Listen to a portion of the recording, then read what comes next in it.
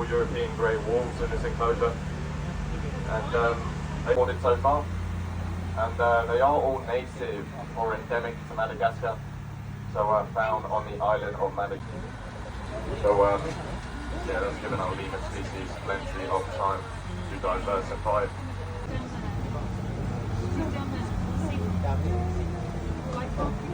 You'll notice their ears flicker around quite a lot. So rhinos do have a very poor eyesight, but they've got an excellent sense of hearing and smell. She's still little. No, it's rhino. You'll notice she's got quite different shapes and sizes, and we can actually identify a lot of our rhinos. Not right down here, these two llama-looking things. That's Chris and Valerie. They're called Vicuña, and they are the wild relatives of your domesticated alpacas and llamas. And they're also considerably larger than your eastern black rhino. They're actually one of the largest of the rhino species. So those guys can get up to about 3 tons. They're very formidable animals. And yeah, despite their names, eastern black rhino and southern white rhino, they are both grey in colour. So that's obviously not the best way to tell.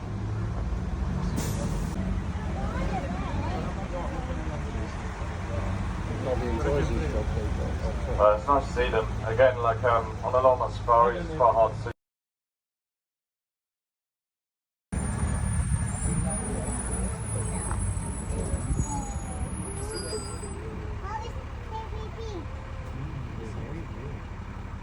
Sorry, just bear with me, I've just got to wait for this gate behind it to close.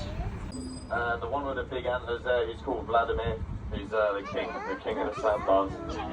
And I find it really impressive how fast his antlers grow. I feel like I watch them grow day by day, it's quite crazy. And it's a random fact, but they're not a deer species and antelope species, and they're called nilgai. And they're Asia's largest antelope species.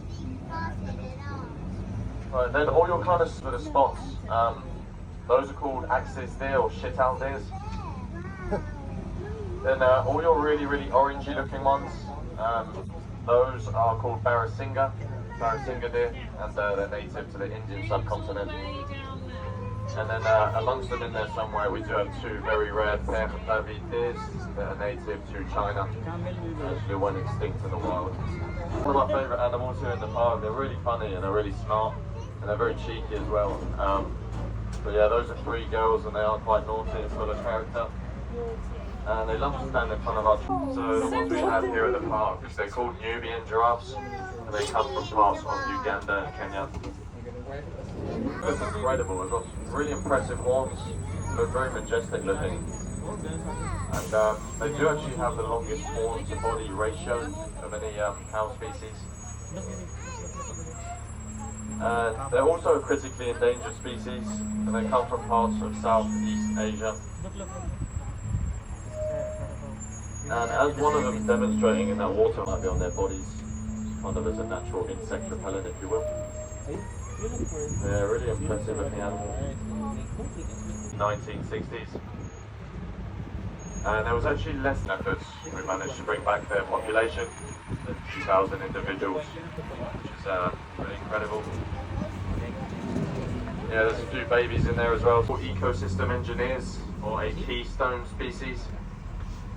What that means is that they play a very important role in their forest ecosystems. Because the back is called Hunter. This guy's partner Lily in there. 3 other lionesses and 2 of their cubs. They're at 30%, which is less than 1 in 3 successful hunts. Oh, amazing. Right, guys, do have a look out in that enclosure on the right. Nowadays, with all the foliage in this enclosure, you see a little ball of red fluff up in the trees there somewhere. So, yeah, really nice to see him out. He's an absolute cutie. Whereas red pandas are very distinct. They are the only living species within their family. But these guys on the left, however, are Guinea baboons. These guys are an exception.